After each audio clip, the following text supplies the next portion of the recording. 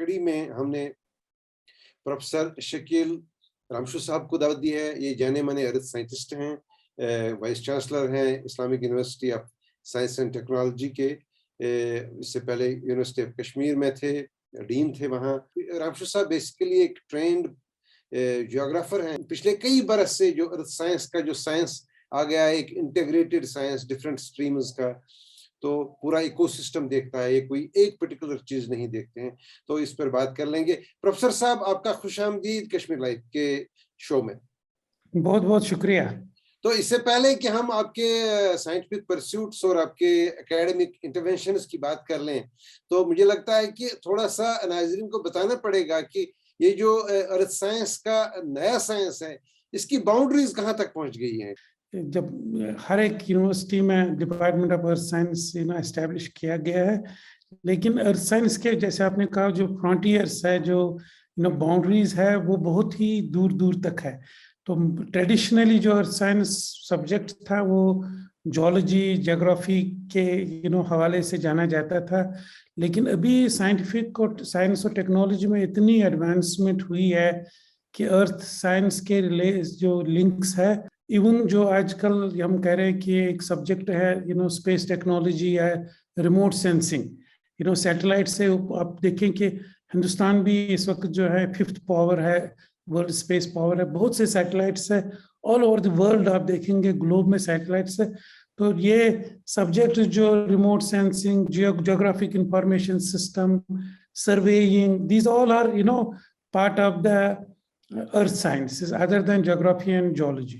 میں پروفیسر صاحب سے درخواست کروں گا کہ آپ کا جو سفر رہا, آپ نے بھی پڑھا ہوگا, آپ نے بھی کسی لیب میں کام کیا ہوگا, آپ نے بھی بڑے بڑے سائنٹسٹ سے انٹریکشن کیا ہوگا, وہ سفر جو ہے, جو لرننگ کرو ہے, اس کے جو اتار چڑھاؤ تھے, تو وہ کیا تھے, ناظرین کو بتا دیں.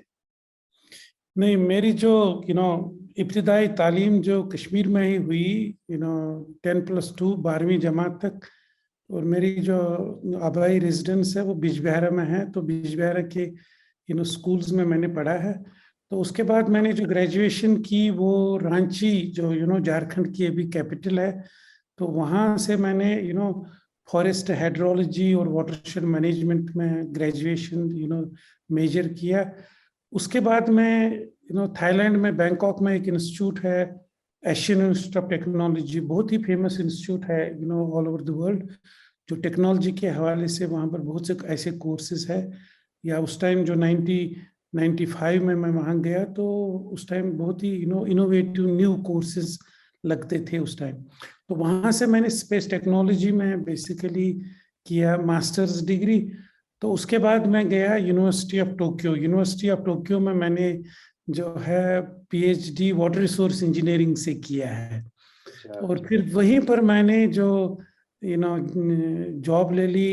اس ٹائم جو اس آرگنائزیشن کا نام تھا national space development agency of Japan, لیکن ابھی اس کا نام ہے JAXA, Japan aerospace exploration agency. So it is like NASA of Japan. NASA ہاں اسپیس کے حوالے سے. تو اس کے بعد میں وہاں 4 سال رہا, 7 سال میں قریب جاپان میں رہا. تو پھر واپس آیا انڈیا. انڈیا میں نے دلی میں ایک آرگنائزیشن ہے ٹیری, اس کو پہلے ٹاٹا انرجی ریسرچ کہہ رہے تھے, وہاں میں نے کچھ ٹائم دے دیا, 1 سال سے کم. اور پھر میں کشمیر یونیورسٹی میں ڈپارٹمنٹ آف ارتھ سائنسز میں ایز ایسوسیٹ پروفیسر آ گیا 2004 میں. تو اس کے بعد میں بہت ٹائم تک وہاں کا ہیڈ آف ڈپارٹمنٹ بھی رہا, قریب 10-12 سال. ڈین فار آؤٹ ریچ رہا وہاں, اور 1 سال پہلے میں IUST میں وائس چانسلر منتخب ہوا. یس, بالکل صحیح ہے. لیکن ایک بات ضرور پوچھ لوں گا میں پروفیسر صاحب, یہ بات بالکل صحیح ہے, میں سمجھتا ہوں, کچھ زیادہ پڑھا لکھا نہیں ہوں, لیکن یہ جو PhDs یوزولی ہوتے ہیں, یہ ہوتے ہیں بیسیکلی ہر PhD ایک ڈسکوری نہیں ہو سکتا, لیکن بہت سارے PhD جب ایک مل جاتے ہیں تو شاید ایک بڑی گتھی حل ہو جاتی ہے. لیکن ہر ایک PhD کا کوئی نہ کوئی ٹیک اوے ہوتا ہے. تو آپ نے جو PhD کیا اس کا ٹیک اوے کیا تھا؟ میں نے واٹر ریسورس انجینئرنگ میں PhD کیا, اور میری جو ٹاپک تھی وہ ہائیڈرولوجی کے ریلیٹڈ, یا جب ہم دیکھتے ہیں سارا واٹر سائیکل جس کو ہم کہتے ہیں, تو اس میں ایک بہت ہی امپورٹنٹ کمپوننٹ ہوتا ہے سوائل موئسچر. تو میں آپ کو ایسے اس کی امپورٹنس بتاؤں کہ جیسے آپ مان لیجیے ابھی جو اگر سوائل موئسچر آپ دیکھیں گے اتنا زیادہ نہیں ہوگا کیونکہ سمر ہے, لیکن مان لیجیے اگر 2 دن 3 دن بارش ہوئی اور یہ جو نمی ہے سوائل میں یہ بڑھ جاتی ہے, اور اس کے بعد نیکسٹ ویک اگر 1 دن یا 2 دن بارش ہو جائے گی تو سیلاب آ جائے گا. تو اس کو میجر کرنا بہت ہی یہ ایزیلی میجر ہوتا ہے سوائل موئسچر. لیکن سوائل موئسچر اگر آپ سری نگر میں ہی دیکھیں یہاں پر کچھ ایک ہے, حضرت بل میں کچھ الگ ہے, ہر ایک لوکلٹی میں ڈفرینٹ ہوتا ہے. تو اس کو میجر کرنا ٹیکنیکلی ایزی ہے لیکن لاجسٹکلی یہ بہت ہی ڈیفیکلٹ ہے. تو میں نے کیا کیا, تو میں نے جیسے میں نے کہا کیونکہ میری ماسٹر جو ہے اسپیس ٹیکنالوجی سے ہے, ریموٹ سینسنگ سے جو عام زبان میں ریموٹ سینسنگ سے جانا جاتا ہے, تو میں نے سیٹلائٹس کو یوز کر کے یہ جو سوائل موئسچر ہے اس کو اسپیس سے ایسٹیمیٹ کیا. اور لارج ایریا جیسے کشمیر میں ہم سارے کشمیر کے اوپر جو ہے ایک امیج سیٹلائٹ یہاں سے آئے گی اور 1 گھنٹے یا 10 منٹ میں یا آدھے گھنٹے میں ہم سارے کشمیر کا جو ہے سوائل موئسچر ڈٹرمائن کر سکتے ہیں. تو چونکہ سوائل کے اوپر کوئی ٹری بھی ہوتا ہے تو درخت کا کیا انفلوئنس ہے, یہ میرا کام تھا کہ اگر لینڈ کور ہو اور اگر بیئر سوائلز ہو تو اسپیس ٹیکنالوجی کو ہم کیسے سوائل موئسچر اسسمنٹ کر لیں. ابھی بھی تب بھی وہ جب میں نے وہ 1997 میں پی ایچ ڈی کیا تو تب بھی اور آج بھی یہ امپورٹنٹ ابھی بھی ریسرچ ٹاپک بہت ہی امپورٹنٹ ہے. آپ ان گنے چنے سائنٹسٹس میں سے ہیں جنہوں نے پی ایچ ڈی کے بعد کام کرنا نہیں چھوڑا, صرف کلاس روم میں ہی نہیں رہے, آپ نے مختلف جموں کشمیر کے جو اسپیکٹس ہیں, یہاں کی جو ایشوز ہیں تو ان پہ کام کیا. لیکن تھوڑا ہمیں بتا دیجئے ناظرین کو کہ کن کن محاذوں پر with in the ریلمز of earth science آپ نے کام کیا, اور what were the takeaways in all those and how those researches helped us in better planning. بالکل, جب میں نے کشمیر جموں کے یہ کشمیر یونیورسٹی جوائن کی 2004 میں, تو چونکہ میں جب جاپان میں تھا, میں ٹوکیو یونیورسٹی میں بھی تھا, جاپان ایروسپیس ایکسپلوریشن ایجنسی میں بھی تھا, تو وہاں پر میں سوائل موئسچر پر ہی کام کر رہا تھا ڈفرینٹ آسپیکٹس. لیکن وہی جو پرنسپلز ہے, وہی جو ماڈلز ہے, وہی سوچ جب میں یہاں آیا تو میں نے سوچا کہ یہ میں کیسے اس کو یوز کر لوں. چونکہ I had an expertise in space technology, remote sensing جس کو کہتے ہیں, یا جغرافک انفارمیشن سسٹم, کیسے ہم جو ایشوز جو بیسیکلی جن کی لنکیجز ہے, جیسے کلائمیٹ چینج ہے, بہت چیزوں کے ساتھ جڑی ہوئی ہے, اس کو کیسے ہم ریسرچ کر لیں اس پہ. تو یہ ایکسپرٹیز میرے پاس تھی. اور جب میں یہاں آیا تو امیڈیٹلی جس ویک میں نے یہاں جوائن کیا تو اسی ویک مجھے ڈی ایس ٹی نے اپروچ کیا کہ ان دنوں جو ہے گلیشیئرز پر بہت زیادہ بات ہو رہی تھی. اور میں نے امیڈیٹلی جو ہے یہاں پر جو applications of space technology, remote sensing, G I S, glaciers پر کیسے ہم یوز کریں گے to get some knowledge about these, because we have Kashmir میں ہمیں اس وقت قریب 15,000 کے قریب گلیشیئرز ہیں. لیکن میں آپ کو کہوں آن این ایوریج ایک گلیشیئر تک پہنچنے کے لیے ہمیں 2 سے 3 دن لگتے ہیں. ہر ایک گلیشیئر تھاجواز جیسا نہیں ہے کہ ہم گاڑی میں سونمرگ گئے تو آدھا گھنٹے میں پہنچ سکتے ہیں. لیکن آن an average you need 2 to 3 days truck to reach to these glaciers.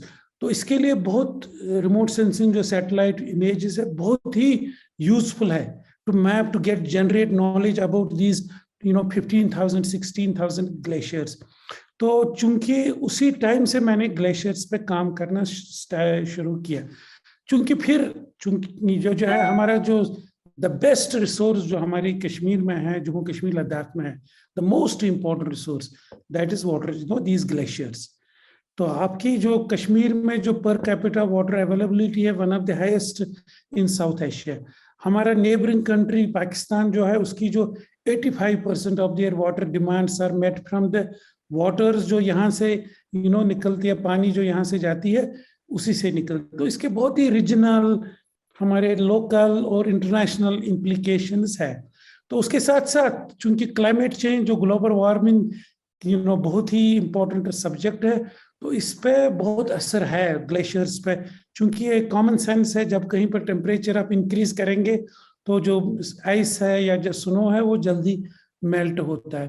اور اسی دوران آپ کو پتا ہوگا کہ 2007 میں international panel on climate change, جس کو ہم IPCC کہتے ہیں, IPCC نے یہ کہا کہ بھائی جو ہمالین گلیشیئرز ہے وہ ہر 4 سال 5 سال کے بعد ایک رپورٹ دیتے ہیں جس کو ہم اسسمنٹ رپورٹ کہتے ہیں, AR کہتے ہیں. تو انہوں نے 2007 میں ایک رپورٹ دے دیا. انہوں نے کہا کہ سارے ہمالین گلیشیئرز جو ہے وہ 2035 میں وینش ہو جائیں گے. آپ کو اگر یاد ہوگا تو انڈین جو جتنے بھی ہمارے چینلز ہیں, ٹی وی چینلز ہیں, جو پرائم ٹی وی ٹائم ہے 9 o'clock, ایک طرف سے ہمارے جے رام رمیش جی اور جو اس وقت کے انوائرمنٹ منسٹر تھے وہ کہہ رہے تھے کلائمیٹ چینج کا کوئی اثر نہیں ہے, گلیشیئرز نہیں پگھل رہے. اور دوسری طرف سے IPCC کا پریزیڈنٹ جو بھائی چانس اس ٹائم انڈین ہی تھا, راجندر پچوری اس کو بولتے تھے, RK پچوری. تو راجندر پچوری کہہ رہے تھے نہیں سارے گلیشیئرز جو ہے, because he was representing IPCC. تو اس ٹائم جو ہے یہ بہت ہی بڑا ڈیبیٹ ہوا آل اوور دی ورلڈ. تو ultimately the government of India and international community کو ریئلائز ہوا کہ گلیشیئرز کے بارے میں ہمیں بہت ہی کم نالج ہے. تو اسی ٹائم جو PMO ہے, پرائم منسٹر نے PMO کے انڈر نیشنل مشنز کریٹ کیے, 8 national missions on climate change create کیے, اور 2 اس میں ہمالیہ پر ہی تھے. تو اسی ٹائم دے اسٹارٹیڈ گیونگ. تو I was a beneficiary of a major grant جو اس ٹائم جو نیشنل مشن میں آیا. تو 20 کروڑ کا ایک ریسرچ پروجیکٹ اس ٹائم مجھے ملا. 2009-2010 میں مجھے ministry of science and technology نے اپروچ کیا, کیونکہ میں گلیشیئرز پر پہلے ہی کام کر رہا تھا, ریموٹ سینسنگ پر یہاں کام کر رہا تھا. تو کلائمیٹ چینج کا کیا امپیکٹ ہے ان گلیشیئرز پہ. تو وہ ایک بڑا پروجیکٹ نارملی لوگوں کو لگے گا کہ 20 کروڑ جو ہے اتنا بڑا اماؤنٹ نہیں ہے, لیکن ریسرچ کے حساب سے اور کشمیر یونیورسٹی اور کشمیر میں جو انسٹیٹیوٹس ہیں ان کے لیے 20 کروڑ روپے کا گرانٹ, ریسرچ گرانٹ بالکل ایک سگنیفیکنٹ گرانٹ ہے. تو we started working on climate change us time کے بعد, کیونکہ ہم نے کشمیر یونیورسٹی میں پہلی نیشنل آئس کور لیب, جیسے میں آپ کو بتاؤں اس وقت انڈیا میں 2 آئس کور لیبس ہیں. ایک گوا میں ہے, وہ انٹارکٹیکا کے لیے ہے, کیونکہ وہاں سے انٹارکٹک انسٹیٹیوٹ ہے, national institute of Antarctic and ocean studies. تو وہ انہوں نے انٹارکٹیکا میں جو گلیشیئر ہے ان کے اسٹڈی کے لیے وہاں لیب ہے, اور government of India give me this lab, national lab of ice glacier studies for Kashmir university. And since then we started working on the climate change, اس کا گلیشیئر پر کیا اثر ہے, اور پانی خاص کر, کیونکہ you have to keep in mind جو پانی ہمارا ہے, جیسے میں نے کہا یہ بہت ہی امپورٹنٹ ہے ہمارے لیے, اور یہاں کے انٹائر ساؤتھ ایشیا کے لیے بہت امپورٹنٹ ہے. آپ کو پتا ہے کہ جو ہمارے جموں کشمیر لداخ سے پانی آتا ہے, تو یہ 2 کنٹریز کے بیچ شیئر ہوتا ہے, پاکستان اور انڈیا کے بیچ, انڈر انڈس واٹر ٹریٹی 1960 سے ہو رہا ہے یہ انڈر دس ٹریٹی. اور already there is some dish agreement on دس. آئے دن آپ اخباروں میں دیکھتے ہیں کہ یہ اس معاملے پر اختلافات ہوئے, واٹر شیئرنگ, چاہے وہ پروجیکٹ کے ریلیٹڈ ہو چاہے وہ پانی کے ریلیٹڈ ہو.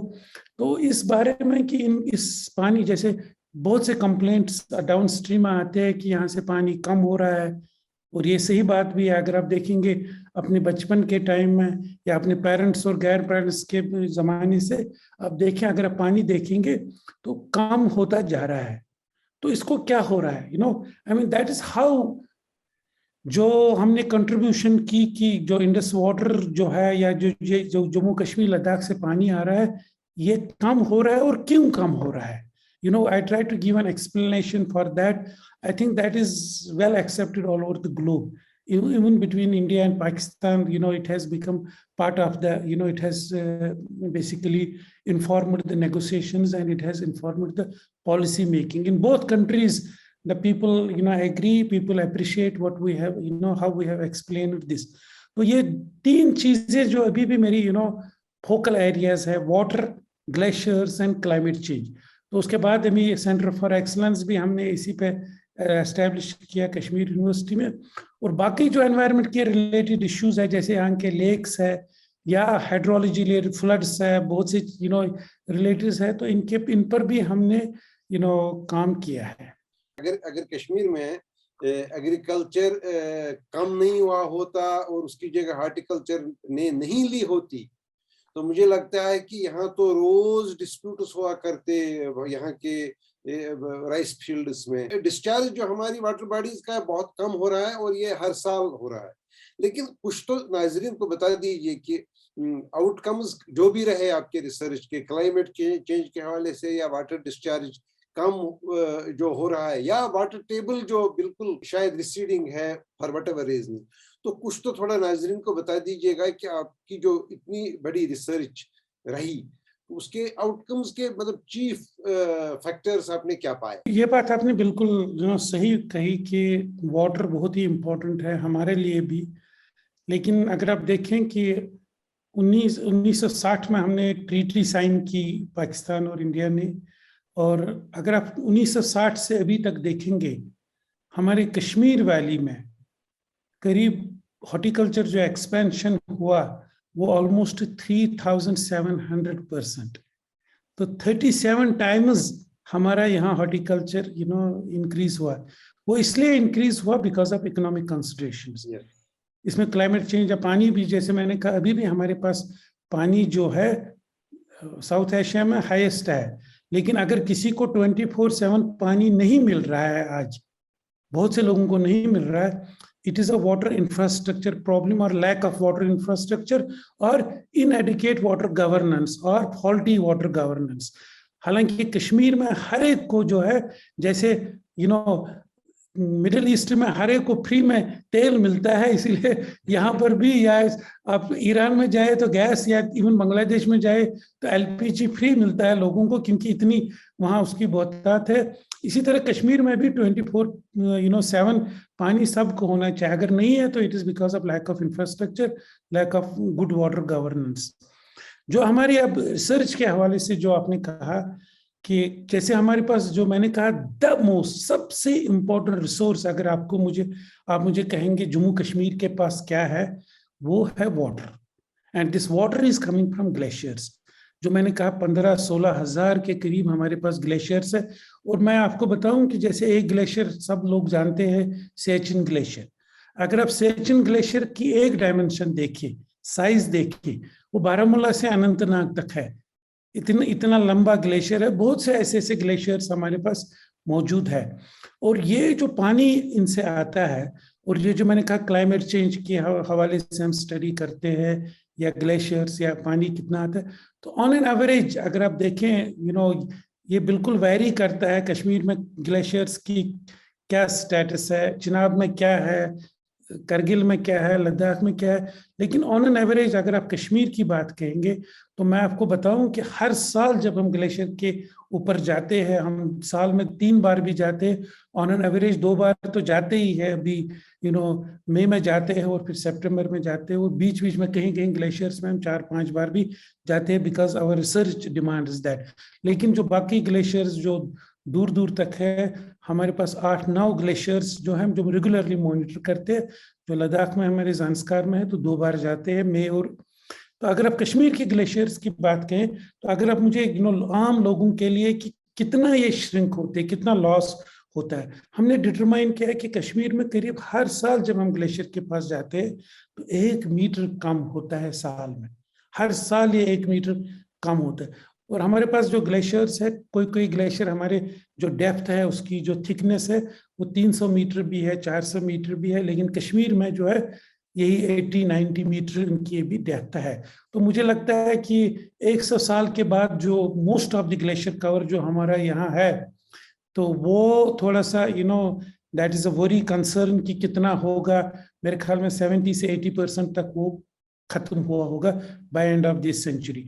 लेकिन एक और डायमेंशन में बताऊं कि लेंथ, जैसे मैंने कहा सेचन ग्लेशियर बारामूला से श्रीनगर तक, यहाँ अनंतनाग तक है, या हमारे पास यहाँ कोलाही ग्लेशियर है, करीब 9 स्क्वायर किलोमीटर है उसका एरिया, 11 स्क्वायर किलोमीटर।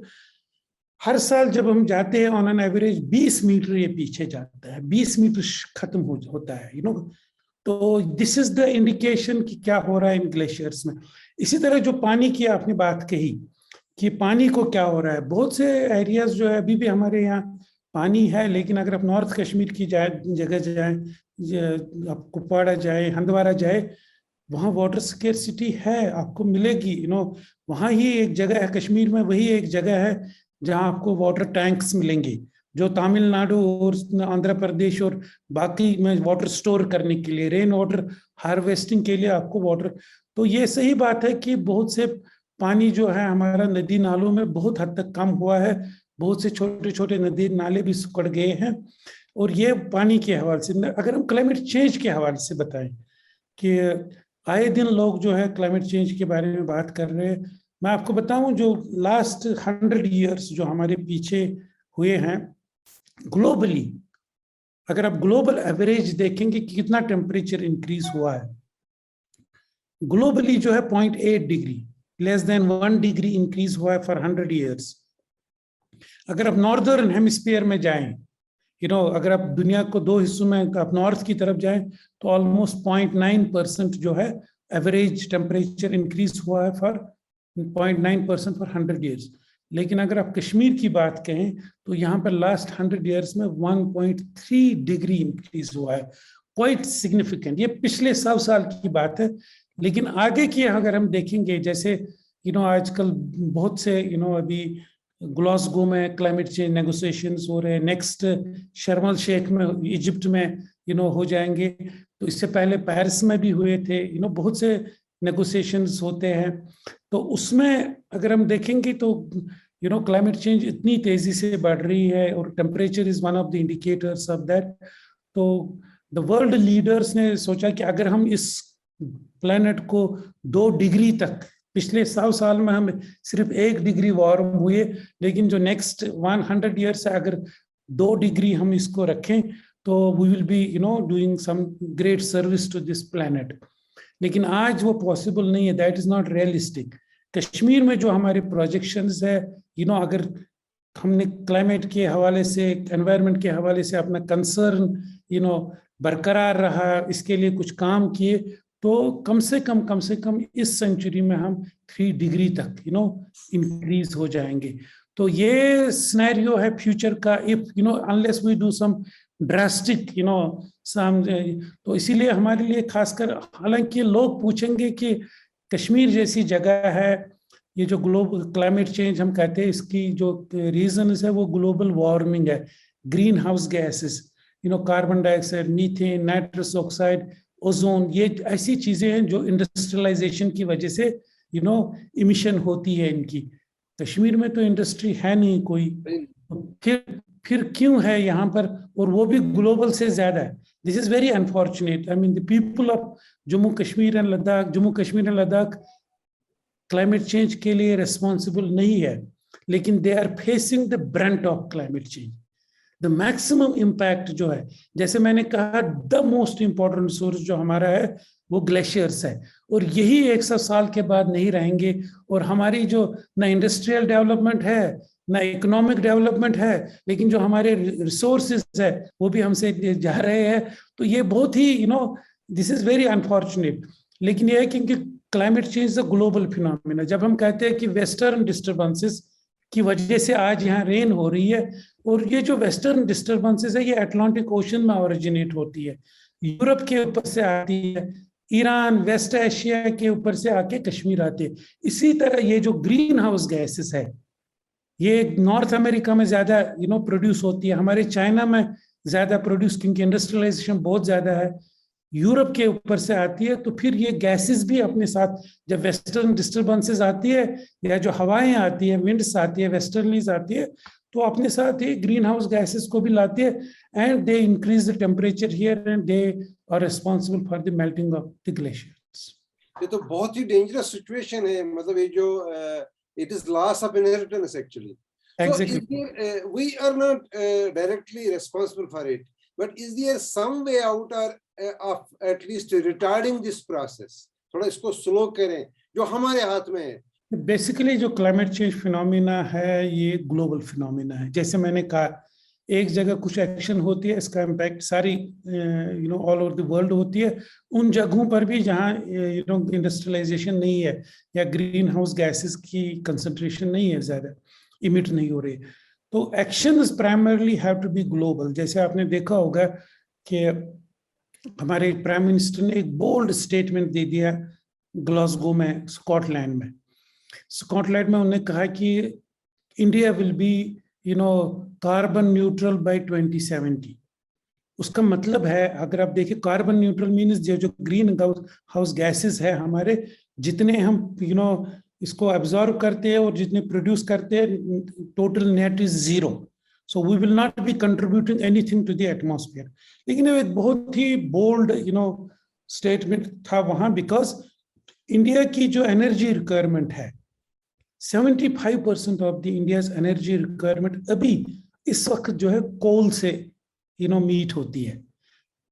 تو آپ نے دیکھا ہوگا کہ پہلے ہمارے جموں کشمیر میں بھی یہاں تو زیادہ ہائیڈرو پاور چلتا ہے, لیکن تب بھی ہماری بہت زیادہ ڈسٹربنس ہوئی پاور سپلائی کی, کیونکہ یوکرین میں جو وار ہوا کول وہاں سٹاپ ہوئی, سپلائیز کم ہو گئی. تو یہ جو ایکشنز ہے, جیسے یہ گرین ہاؤس گیس کی جو one of the important reasons is the cool powered thermal power plants. تو اس طرف کے ایکشنز جو ہے نیشنل لیول اور انٹرنیشنل پر جب ہو جائیں گے تو گلوبل انوائرمنٹ پر اس کا اچھا امپیکٹ پڑے گا. اسی لیے جو جب بھی آپ کہتے ہیں, ہم اس کو کہتے ہیں COP means conference of parties. COP26 COP27 ہو رہی ہے ابھی شرم الشیخ میں. تو اس میں nation states, heads of the nation states, they meat, talk about commitments, assess the accountability of the nations and all that. ایک well established system ہے. Having said that, that is global. لیکن locally, that does not absolve us of any responsibility. جیسے green house gases میں سب سے lethal جو green house gas ہے that is carbon dioxide. اور ہمیں یہ پتا ہے کہ کاربن ڈائی آکسائڈ جو ہماری ٹریز ہے, they absorb the carbon dioxide. Industry سے تو ایمٹ ہوتا ہے, یا ہیومنز آلسو ایکسہیل کاربن ڈائی آکسائڈ, اور ٹریز جو ہے وہ دے سیکسٹ کاربن سے اس کو ایبزارب کرتے, سیکسٹریشن کرتے.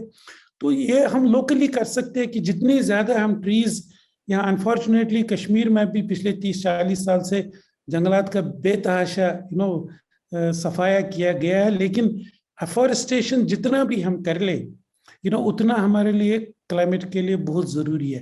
اسی طرح اگر آپ لوکل ایکشن کی بات کہیں گے, اگر آپ سری نگر میں ہی دیکھیں یا جموں میں دیکھیں یا ہمارے مضافات میں دیکھیں, ٹاؤنز میں دیکھیں, تو دی ڈینسٹی آف کارز جو روڈز پر ہے وہ بہت زیادہ انکریز ہو گئی ہے. تو اس سے ہر ایک گاڑی جو ہے یا تو ڈیزل استعمال کرتی ہے یا پیٹرول کرتی ہے, اور جو ایمیشنز ہوتے ہیں وہ گرین ہاؤس گیسز ایمٹ کرتے ہیں. تو اگر اس میں گورنمنٹ کا زیادہ رول ہے, امپورٹنٹ رول ہے, کہ اگر ہمارے پاس ایک ایفیشینٹ ٹرانسپورٹ سسٹم, ایک ماس ٹرانزٹ ٹرانسپورٹ سسٹم, چاہے ان سٹیز میں ہوتا ہے, سری نگر میں ہوتا ہے, یہاں سے میرے گھر سے کشمیر یونیورسٹی تک اگر مجھے جانا ہوگا تو مجھے 1 گھنٹہ لگتا ہے. لیکن اگر ایفیشینٹ, کیونکہ اتنا ٹریفک ہے, لال چوک سے جانا پڑتا ہے, بہت زیادہ ٹریفک ہے, اگر گورنمنٹ نے ایک بہت ہی ایفیشینٹ پبلک ٹرانسپورٹ سسٹم رکھا ہوتا تو مجھے لگتا ہے کہ حضرت بل تک مجھے 20-30 منٹ ہی لگتے.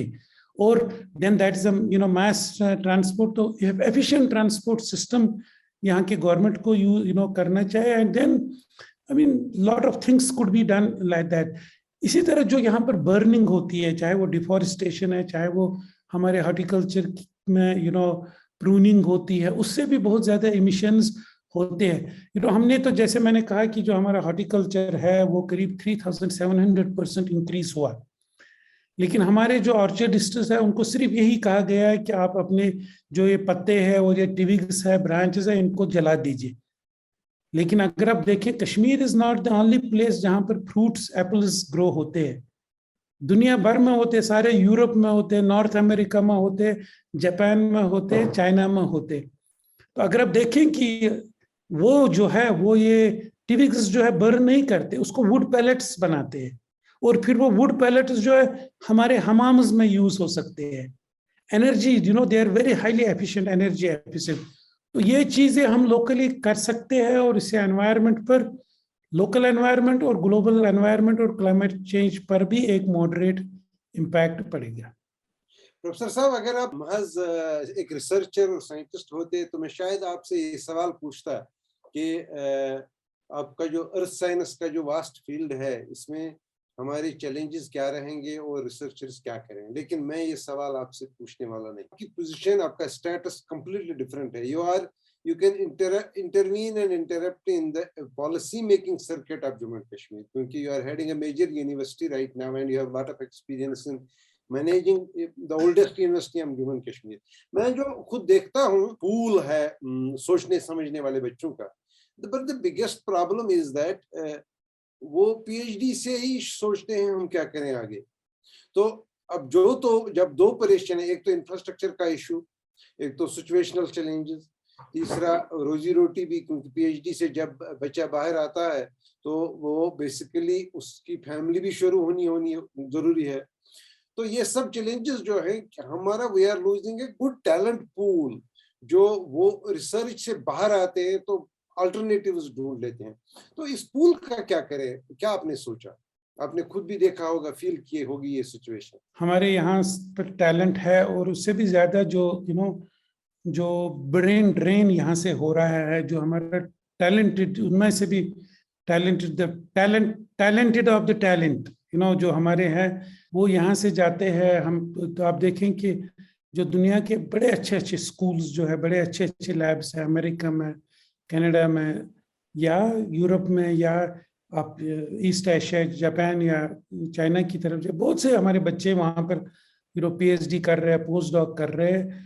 और ये बहुत इम्पोर्टेंट है। ये आपने बहुत अच्छा सवाल पूछा एज एन एकेडमिक एडमिनिस्ट्रेटर मुझे, कि यहाँ के एकेडमिक एडमिनिस्ट्रेटर्स को खासकर इस तरफ सोचना चाहिए, और ऐसे स्कीम्स और ऐसे प्लान्स बनाने चाहिए जिससे हम ये ब्रेन ड्रेन की जगह जो है ब्रेन गेन में कन्वर्ट कर ले। तो जैसे अगर आप देखें कि कश्मीर यूनिवर्सिटी में भी एक स्कीम जब कुछ सालों पहले हमने वहाँ से एस्टैब्लिश की, उसमें जो जैसे India at the central level, at the government of India level, they are cautious of this. China has made a lot of advancement in this, so they were also facing same thing कि जो उनके जो best talent था वो America में, they are contributing in America and Europe, तो उनको कैसे अट्रैक्ट वापस कर ले, तो they were very successful. उसके बाद इंडिया ने भी similar type of outreach उनके लिए बनाया, and then they offered it. जैसे हमारे at the national level हमारे पास रामालिंगस्वामी वेलकम ट्रस्ट फेलोज, तो उन लोगों को दी जाती है जिन्होंने पोस्ट डॉक्स जो है बाहर के यूनिवर्सिटीज में किया हो, अच्छे अच्छे स्कूल्स में, और अच्छा काम किया हो। एक नेशनल लेवल पर कमिटीज उसमें बनी हैं, तो वो उनको इवेलुएट करते हैं। लेकिन जब वो आते हैं हमारे यूनिवर्सिटीज में यहाँ पर या इंडिया की किसी भी यूनिवर्सिटीज में, तो उनको बहुत ही अनसर्टेनिटी होती है कि उनको तो फेलोशिप होती है, रामालिंगस्वामी रामानुजन फेलोशिप या वेलकम ट्रस्ट, 3 साल 4 साल 5 साल तक वो कंटिन्यू कर सकते हैं। What after that? तो this is the best the talent that we have in our universities all over the country. So how to remove this uncertainty? तो जैसे मैंने कहा कि कश्मीर यूनिवर्सिटी में हमने एक सेंटर जो है centre for interdisciplinary research institute हमने किया सिरी के नाम से, और वहाँ पर हमने जितने भी हमारे पास एप्लीकेशंस आ गए इन जैसे लोगों से जो they wanted to come under these schemes, nationally recognised schemes, तो हमने कुछ इंटरनल इवैल्यूएशन के बाद उनको वहाँ लाया, and they are doing very well. इसी तरह IUST में भी and I have given it as an open offer, and this year we had about 8-9 people had come and they had said that we want to join you as Ramalingaswamy Welcome Trust and this Ramanujan Fellows. तो تو ہم نے کہا کہ ہم آپ کو دے دیں گے, and also after some time, اور if you want we can directly take you as the assistant professors. تو یہ بہت میرے خیال میں ہماری ہر ایک یونیورسٹیز کو ایسے سکیمز بنانی چاہیے جس سے چاہے وہ یہ فیلوشپ یا ایون ہمارے نیشنل لیول پر ایک اور فیلوشپ ہوتی ہے انسپائر فیلوشپ, تو ایسے لوگوں کو جنہوں نے already they have made a mark in their own fields on issues of societal importance. مجھے لگتا ہے جو بیسٹ ٹیلنٹ ہے ہمیں ریٹین کرنا چاہے, اس کے لیے ہمیں اور ہمارے پاس as a vice chancellors we have that that type of an mandate and authority to develop plans to retain that type of people, because we want to, I mean there's a lot of competition at the India mein kareeb 950 ke kareeb universities hai. So how you want to be the among the first 100 universities, among first 50 universities. I think یہ ہماری survival کے لیے بھی بہت important ہے کہ ایسے talent کو ہم یہاں یوز کر سکیں. دوسرے اوور آل جو باقی ہمارا ٹیلنٹ ہے ادر دین دیز فیلوز جو باہر سے آتے ہیں جو ہمارے انسٹیٹیوٹس میں یہاں کام کرتے, مجھے لگتا ہے گورنمنٹ کو اور انسٹیٹیوٹس کو بھی ایسے اسکیمز بنانے چاہیے. حالانکہ جو NEP 2020 ابھی آئی ہے تو اس حوالے سے یہ موسٹ آف دس یہ جو PhD پول ہے ہمارے پاس جنہوں نے PhD بھی بہت ٹائپ کے ہے, یو کین کیٹیگرائز PhDs, لیکن جن نے اچھا کام کیا ہے PhD میں اچھے انسٹیٹیوٹ سے کیا ہے, اچھا کام کیا ہے, پبلش کام کیا ہے تو ان کو میرے خیال میں NEP 2020 بھی ایک آؤٹ ریچ ایک اپارچونیٹی ہے, کیونکہ ہر ایک ڈسٹرکٹ میں almost every district under that scheme will have some university, will have these colleges will be converted into autonomous institutes and then into universities. I think there is a scope that in the times to come very soon, next 5 years mein there has to be a roadmap for absorbing these students. میں ایک آخری بات ضرور پوچھنا چاہوں گا, وہ یہ کہ ایوری انسٹیٹیوٹ اور ایوری یونیورسٹی اور medical school ایوریویئر everybody is doing research on a particular thing. So is there some kind of possibility of having کہ اس میں بہت سارے ریسورسز ضائع ہوتے ہیں, یہاں بھی آپ وہی کام کر رہے ہیں وہاں بھی, یا there is could be duplication. I don't mean the exact cloning of the ideas, but there could be duplication of these ideas.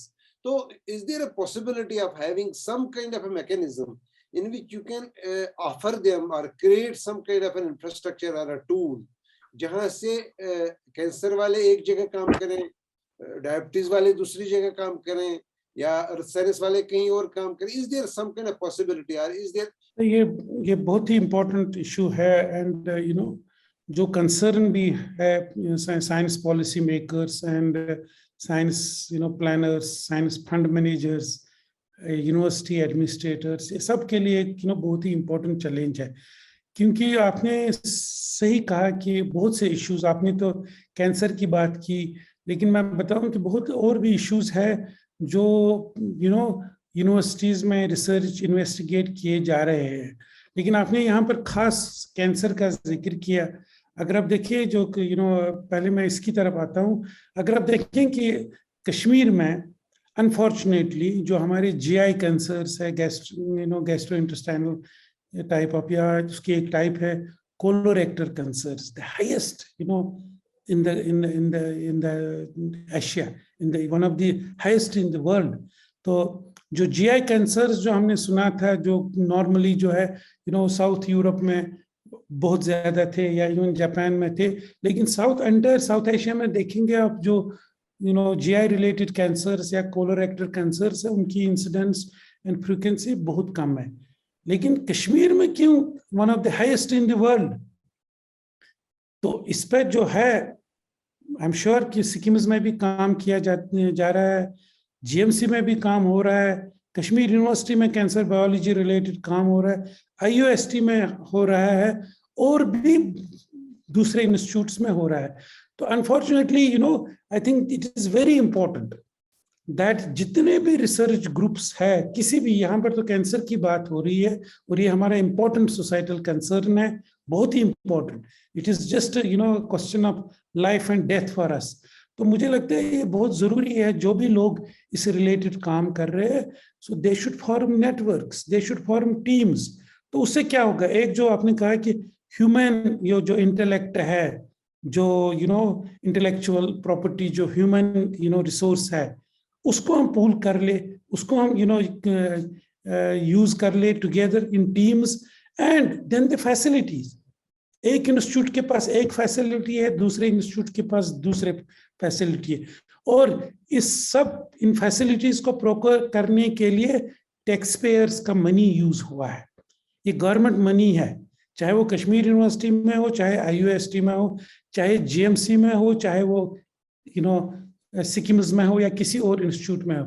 یہ ایک عام آدمی کا منی ہے اور یہ یوز ہوا ہے. مجھے لگتا ہے کہ اگر ہم اس کو آپٹیملی یوز کرنا چاہیں گے تو اس کے لیے ہمیں نیٹ ورکس بنانے ہیں, اس کے لیے ہمیں کنسورشیم بنانے ہیں, اینڈ دین اینڈ اونلی کہ اس سے ہمیں کچھ ایسے نتائج سامنے آئیں گے جس سے ہم اس ایشو کو حل we can solve this, address this issue. یہ it is not confined to this medical science only. تو اسی طرح ارتھ سائنس ہو, جیسے ڈیزاسٹر مینجمنٹ کی میں بات کہوں, ہمارے لیے فلڈ بہت امپورٹنٹ ہے, ارتھ کوئکس بہت امپورٹنٹ ہے. اور مجھے لگتا ہے جتنے بھی انسٹیٹیوٹس ہے, گورنمنٹ ہے, نان گورنمنٹ انسٹیٹیوٹس ہے, اکیڈمک انسٹیٹیوٹس ہے, سول سوسائٹی ہے, مجھے لگتا ہے ہر معاملے میں, ہر ایشو میں اگر ہم سولوشن کی طرف جانا چاہیں گے تو یہ بہت ضروری ہے. اور چھوٹے سے within the limited time, if we want to go in the shortest possible time, so the only way to do is to to join teams, to form consortia and form networks and use this money very optimally. اور اس میں again the universities have a major role. اس میں government کا اتنا زیادہ role نہیں ہے, اور university کے جو ہمارے ایڈمنسٹریٹرس ہیں, جو ہمارے وائس چانسلرس ہیں, ان کو اس بارے میں پہل کرنی چاہیے. اور ہم نے as an I U S T میں بھی اس خاص کر اس میڈیکل کے بارے میں یا ارتھ سائنس کے بارے میں جتنے بھی ہمارے ایشوز ہیں, سو we are trying to form the کنسورشیا so that we can the universities with in the union territory of Jammu and Kashmir can make a mark on the society. Professor Saab, to be very honest, every time I talk to you, I learned many things. آج کا بھی جو ہمارا conversation تھا کافی لمبا تھا لیکن بہت ہی انٹرسٹنگ تھا. تو ہم آپ کا بہت مشکور ہیں آپ کے. تو امید کریں گے کہ آنے والے دنوں میں ہم ایک بار پھر کسی ایک سائنسی موضوع پہ نالج کے حوالے سے بات کریں گے. پروفیسر صاحب, سو گریٹ آف یو.